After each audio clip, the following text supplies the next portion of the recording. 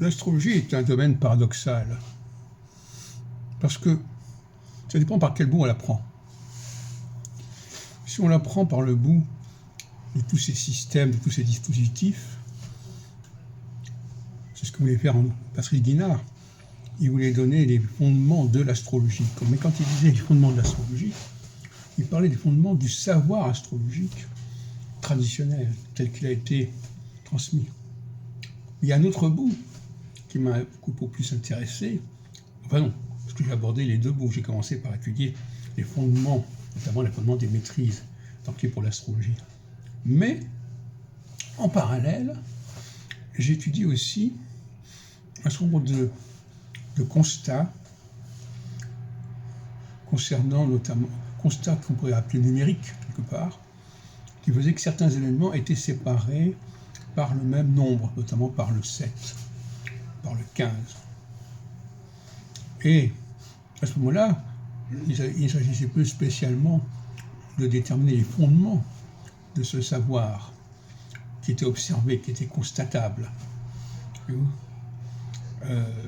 Et donc, d'un côté, on a quelque chose de très complexe qui est le savoir astrologique, qui est un véritable labyrinthe, et de l'autre, on a des observations très simples, des choses qui se succèdent de 15 ans en 15 ans, de 30 ans en 30 ans, comme j'ai montré à plusieurs reprises dans mes vidéos. Et là, on peut soit les accepter comme tels, soit commencer à dire mais comment c'est possible, d'où ça sort, d'où ça vient, quel est le phénomène qui permet cela, etc. Et là, on n'en finit plus.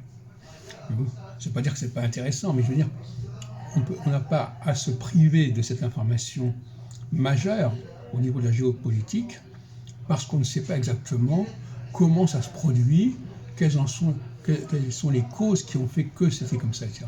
Donc d'un côté, on a les fondements, de l'autre côté, on a les causes. Les fondements, c'est un savoir qui est là, qui se présente, et qu'on veut expliciter, comme en tant que savoir.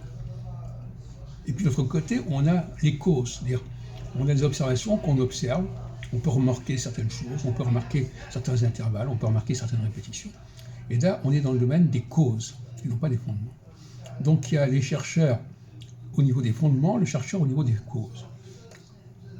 Et ce sont là deux grandes branches de l'astrologie.